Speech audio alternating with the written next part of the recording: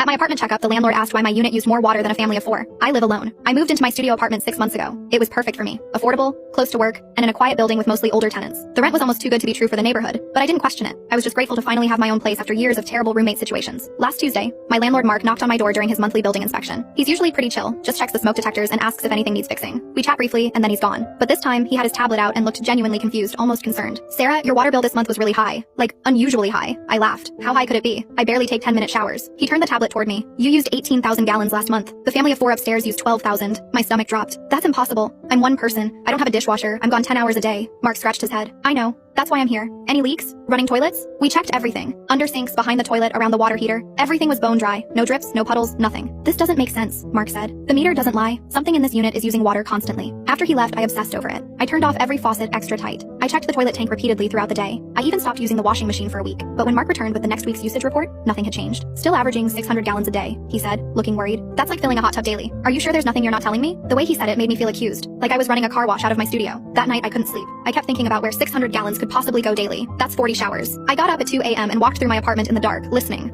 The refrigerator humming, the building's radiator clicking. Then I heard something else, a faint sound, like water running but muffled and distant, coming from the wall between my bathroom and bedroom. I pressed my ear against the wall and focused. I could hear it clearly, water flowing through pipes, but not my pipes. These sounded different, newer. It was coming from inside the wall itself. My hands shook when I pulled away. What the hell was in my walls? The next morning, I called Mark. "There's something in my walls. I can hear water running inside them." He came within the hour with a maintenance guy named Torres. Torres had a moisture detector he ran along my walls. When he reached the spot, I'd heard the sound. The device went crazy. "Definitely water movement here," Torres said. "But this wall shouldn't have plumbing. It's not connected to your bathroom or kitchen." Mark pulled up building blueprints on his tablet. "He's right. No plumbing runs through that wall." Torres grabbed a hammer. "Only one way to find out." He made a small hole in the drywall. Water immediately dripped out. He made the hole bigger and shined a flashlight inside. "Oh my god," he said, stepping back. Mark and I crowded around to look. Inside my wall was a full PVC pipe setup, a makeshift shower with a battery-powered camping shower head. There were water bottles, a sleeping bag, and a lantern. Someone had been living inside my wall. Torres called the police. When they opened more wall, they found someone had created a living space between my apartment and the vacant unit next door. They'd tapped my water line months ago and used my shower drainage. Police found entry points through the basement maintenance crawl space. Whoever it was had been coming and going through there, climbing up through the walls at night. They set up cameras and caught him 3 days later. A man in his 50s who'd done maintenance for the building 5 years ago.